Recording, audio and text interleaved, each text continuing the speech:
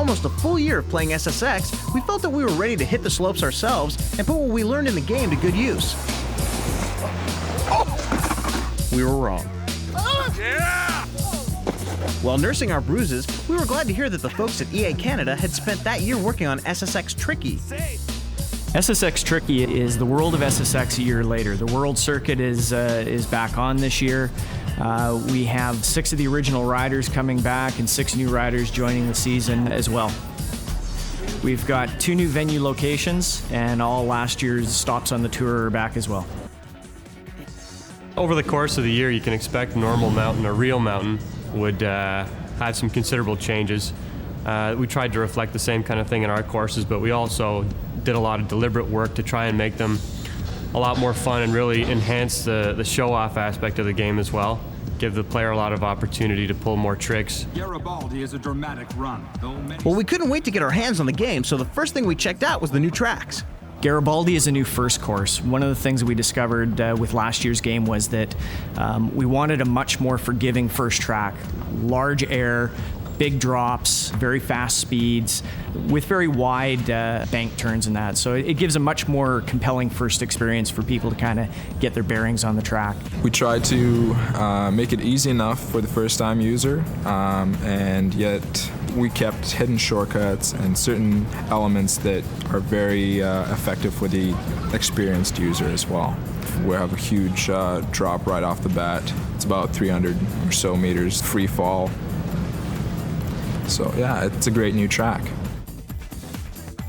Not only are there new courses to explore, but a whole new crew of riders to choose from. Out of the 6 new characters we've got, Simon is probably one of my favorites. Last year I felt we had a lot of pretty mainstream sort of characters. This guy brings a real element of danger or unpredictability to the mix, which is something that we're really happy with. This is the stop! Ooh, Simon says, big hairy freaking deal. I am the man! Luther Dwayne is a good old boy, and he thinks he's quite the competitor. You look like you need protection, you namby-pamby, scissor freak, chumpy boot, wimp. His sheer size is the thing you need to look out for there, as well as his attitude. You want rough? I'll give you rough. And you really just try and make sure that your biggest visual cues are going to come across, particularly from your rear view, which is the gameplay view for the most part. So looking at a character's butt down a hill all the time, it better look good. So I guess Luther Dwayne is probably a good example of that. He's got quite a sizable crack showing in the game. One of my favorite new characters is a character that's been described as kind of dorky cool. His name's Eddie Wachowski. He's got a red afro. Upon physical first impressions, you're kind of going, what a dork. After you kind of get a little bit of a sense of his dialogue and his delivery and things like this, he's not so bad. He's just got his own style, his own thing going on. Eddie's voiced by David Arquette. You're not really picking me, are you? Just kidding! And that was a huge contributor to the overall sense of Eddie the character. That felt worse than it looked. Besides David Arquette, other celebrities that were involved in the game included Lucy Liu. This is gonna be very interesting. Billy Zane. Buddha, wax your way to victory. Oliver Platt. Luther is in the house! And Macy Gray. Ooh, look at them shoes! Where you get them shoes?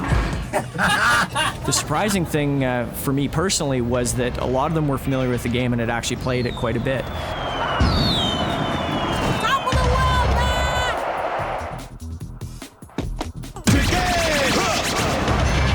David Arquette was quite familiar with it. Macy Gray plays with her son. Don't sweat me, look me over, check me out. A lot of them sit in studios and voice over movies that they work on anyway, because all that stuff has to be redone after they shoot it all. So they're used to sitting in a studio and reading scripts and really putting a lot of effort into how they deliver it. So it was pretty neat to see, actually. I got what you need right here, baby! Let's ride! All right, let's go! Yo, what's up with that? The improved character development is not only in the voiceover, but can be seen in the artificial intelligence. We found that in last year's game, the pack separated reasonably quickly, and you didn't really get much of that passing people in the corners because you typically only had one guy off in the distance and maybe one person behind you. So with the 6 riders that are on the field, we worked out a much more tight racing environment.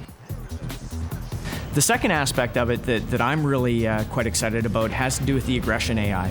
Last year we had a little bit of random probability of other riders getting a little physical with you. This year we've created a real dynamic environment to that.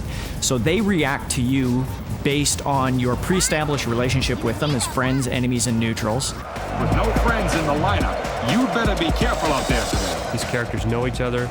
There's animosity in some cases. There's alliances in other cases. You push your friends around, they're going to ask you what's going on. They're going to talk to you. I thought we were friends! You push your enemy around, and that guy's going to come after you. He's going to kick your butt down the hill. Each one of them has a tolerance and an aggression value. The tolerance has to do with how many times you hit them before they react. There's 3 levels of reaction. One is a verbal response, the second is a little bit of a physical and verbal response, and the third level is a seek and destroy response. It's playing awesome. We're just in love with it. Sound and music can really make the video game experience immersive. In SSX Tricky, they've taken it a step further. EA Sports a couple of years ago built a bunch of software that we use in-house, which enables us to take music and make it change depending on events driven from the game. When we get the songs for the game, we go, actually what we could really use is your multi-tracks, and we remix the multi-tracks to give us a couple different levels of intensity on the song. So the high level would be like the standard tune that you're hearing, but if you're boarding really bad, you might take out like a guitar riff or take the bass out, so it's just like drums.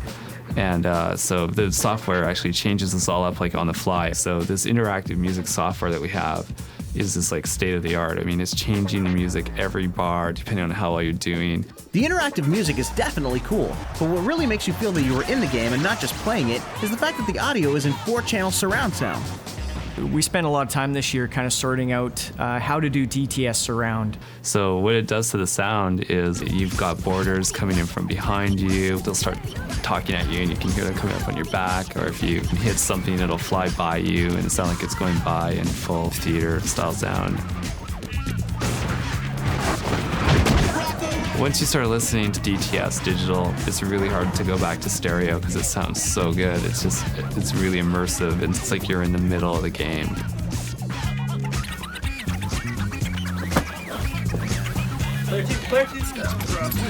Well, luckily for us, a bruised ego was the worst of our injuries. But at least we're in top physical condition for another winter on the SSX circuit.